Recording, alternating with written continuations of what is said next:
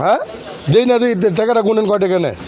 1 2 3 4 5 হ্যাঁ কয়টা খামে পড়ছেন দেই? 12টা বুথ না? দেই দেন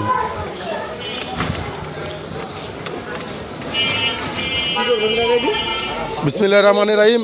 ওখানে যদি আপনি ভোট আমি সূত্রাপুর 44 নং ওয়ার্ড থেকে এই লাইভটা করতেছি। উনি হলেন একজন জামায়াতের নেতা। উনি যে দোকানে বসে 500 করে খামে টাকা ভরতেছিল, 500 করে খামে টাকা ভরতেছিল। এটা আমরা এখন চ্যালেঞ্জ বলতে এই করলো, উনি বলতেছে, ভোট করে সন্দেহ উনি আমাদের বুঝ দিতেছে যে এটা হলো মানে কিসের বললেন মুরব্বী?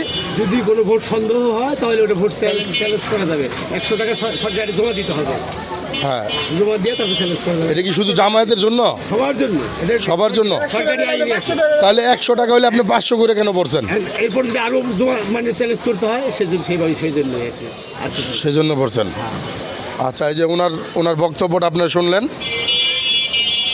বেশি বেশি শেয়ার করেন বিষয়টা। সরকারিভাবে নিয়ম